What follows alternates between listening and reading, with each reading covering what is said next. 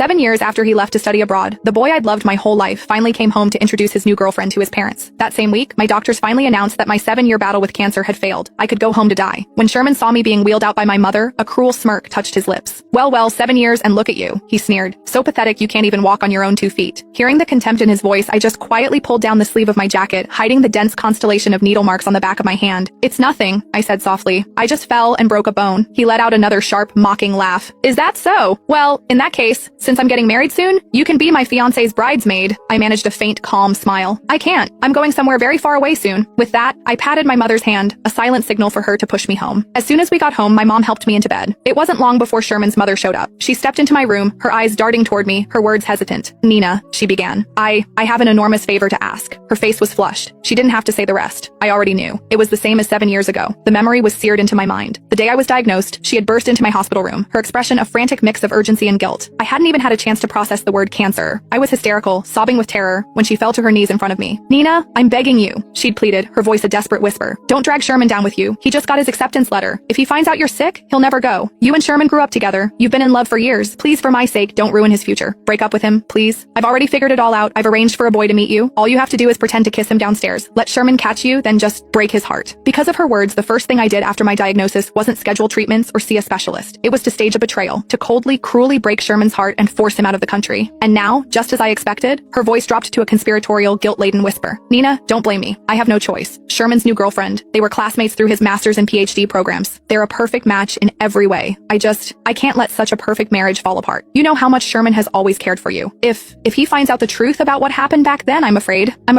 so could you please just avoid him for a little while? I mean, you're dying, aren't you? It's not like you should be going out much anyway. The word dying hung in the air. My mother, who had been quietly organizing my medical supplies, slammed a package of adult diapers onto the bed in a flash of fury. Seeing the rage in her eyes, I quickly grabbed her arm, my touch a weak, placating gesture. Only then did I turn back to Sherman's mother, my voice steady. I can promise you I won't tell Sherman the truth about what happened 7 years ago, I said, but I can't promise I won't see him. I couldn't. For 7 brutal years, there wasn't a single moment I didn't think of him. When the chemo became unbearable, I would clutch the old photo of us, his arm slung around my shoulder, and somehow find the strength to endure. I went through dozens of surgeries. More than once, I was rushed to the ICU and I almost didn't wake up. It was my mother's voice that pulled me back. She would stand by my bedside, screaming until her voice was raw. Nina, don't you remember? You promised you would live. You promised you would go find him and clear up the misunderstanding yourself. You said that when you got better, I would take you to him. If you die, you will never see Sherman again. Her desperate cries, always with his name, were the lifeline that dragged me back from the edge, time and time again. But in the end, I still lost the fight. And Sherman, he had a new life now, a new girlfriend, a new future. Still, in the little time I had left, couldn't I just be near him for a while? That's why, when the doctor told me leaving the hospital was a death sentence, I pushed myself